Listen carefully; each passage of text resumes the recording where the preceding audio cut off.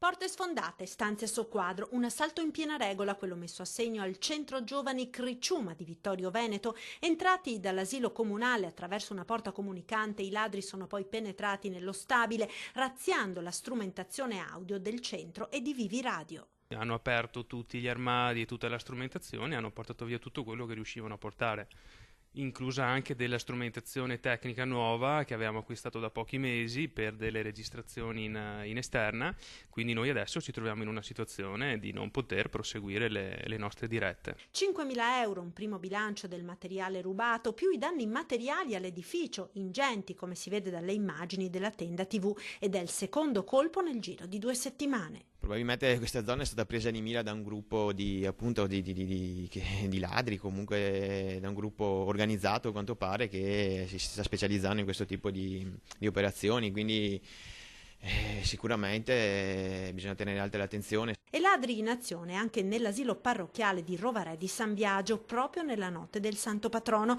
I malviventi hanno saltato la recinzione e, forzando una porta, sono entrati nella scuola. Poi sono entrati in segreteria e hanno fatto tutto il resto, portando via un po' di fondo cassa che avevamo, un po' per pagare le spese spicciole della scuola, il gasolio e qualche spesa di segreteria. Siamo sugli ordini qualche centinaio di euro. Un bottino non ingente, anche se in questo momento di grande difficoltà delle scuole paritarie anche pochi euro, frutto di iniziative di autofinanziamento delle famiglie, fanno la differenza. Certo che in una scuola è una cosa un po' diversa quando entrano soprattutto in un luogo dove ci sono i nostri bambini.